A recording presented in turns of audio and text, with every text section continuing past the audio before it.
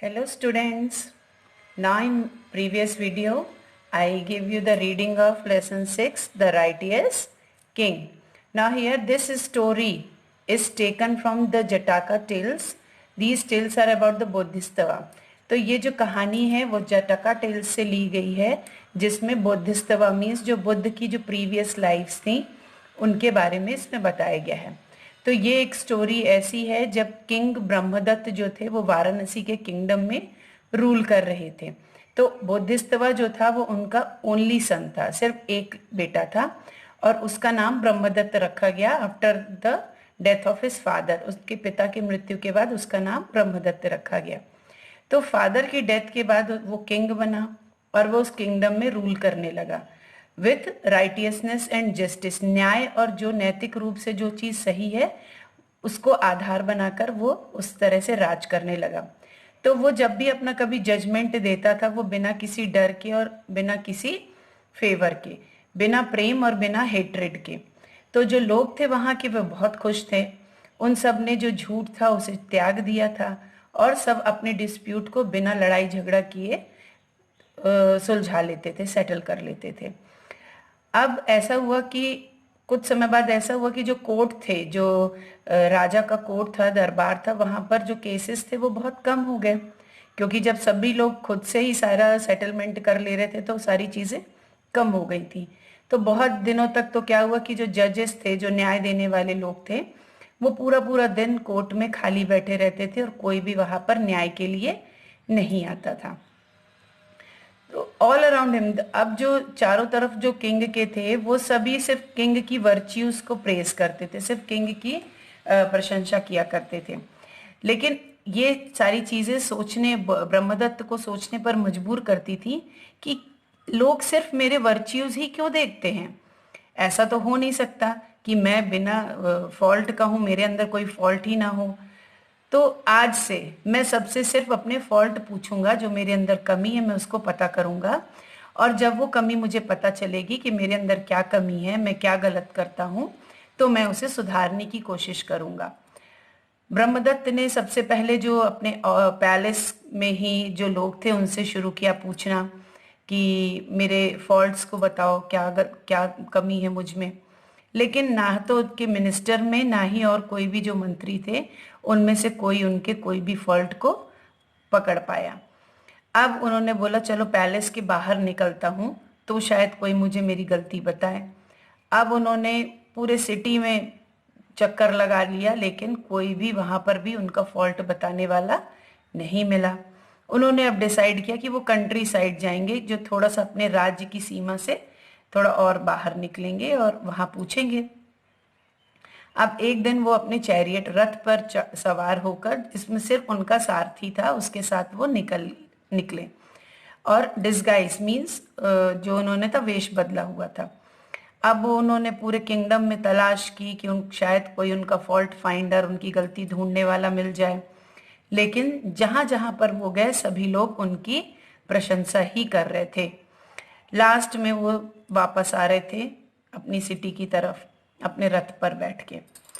तो जब वहां से वो अपने रथ से निकलकर आगे जा रहे थे तो एक जो कार्ट ट्रैक थी, जो रथ निकलने वाला जो रास्ता था वो बहुत सकरा था।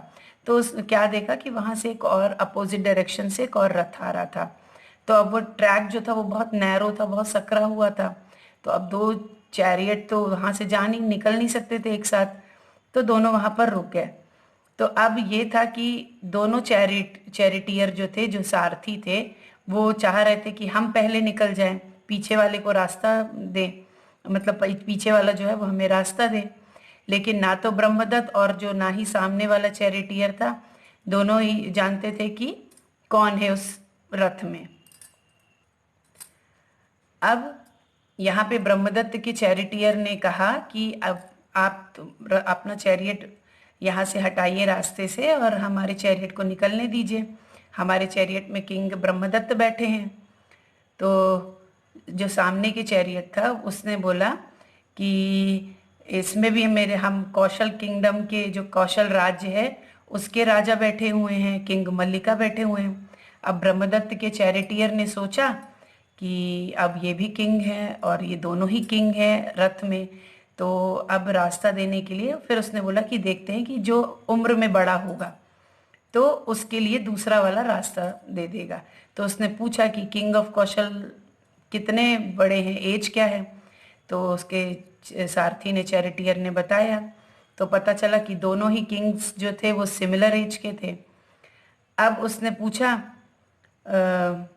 ब्रह्मदत्त के चैरिटियर ने कि हो सकता, आप पूछते हैं कि या तो किंगडम का साइज जो है और आर्मी की साइज, वेल्थ और कास्ट, फैमिली से का अनुमान लगाकर, तो जिसका ज्यादा होगा वो किंग बड़ा होगा, ऐसा करके और एक दूसरे को रास्ता देंगे फिर।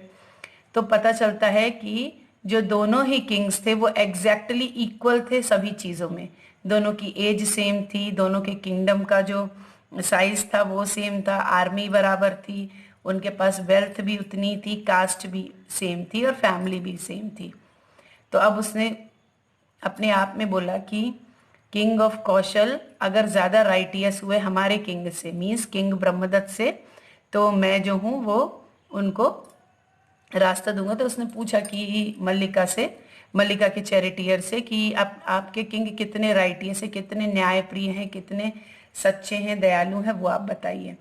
तो मल्लिका के चैरिटियर ने बताया, अपने किंग के बारे में प्रेज किया कि सुनो कि हम, by strength he defeats the strong, ताकत से वो शक्तिशाली को हराते हैं, द माइल्ड बाय माइल्डनेस, और कमजोरी से जो कमजोर होते हैं, कॉन्क्योर करते हैं विकेड को विकेडनेस से, और गुड को गुडनेस से, अच्छे को अच्छाई से, बुरे को बुराई से। तो इस तरह के हमारे किंग हैं, तो हमारे लिए रास्ता दो। अब वाराणसी के किंग वाला जो चैरिटियर था वो खड़ा हुआ और उसने बोला, सुनो हमारे वाराणसी के किंग के वर्च्यू, बाय कामनेस ही कॉन्क्योर एंगर, शांति से वे गुस्से को जीतते हैं। विकेड ही कॉन्क्योर बाय मर्सी, जो क्रूर होते हैं उनको दया दिखाकर। सेल्फिश ही कॉन्क्योर्स बाय लव, जो सिर्फ अपने बारे में सोचते हैं उनको वो प्यार से जीतते हैं। और फॉल्सहुड को वो ट्रुथ से जीतते हैं, सच्चाई से जीतते हैं। तो ये है हमारे किंग का नेचर, तो हमारे लिए रास्ता दो। तो जैसे ही किंग मल्लिका ने ये शब्द सुने, वो अपने चैरियट से बाहर आए और उनका चैरिटियर भी साथ में नीचे उतरा और दोनों ने किंग ब्रह्मदत्त के लिए, किंग ऑफ वाराणसी के लिए रास्ता बनाया। So students, this is the story of the righteous king, which is about the Bodhisattva, the previous life of Buddha. So students, your homework is to read the lesson and learn the glossary.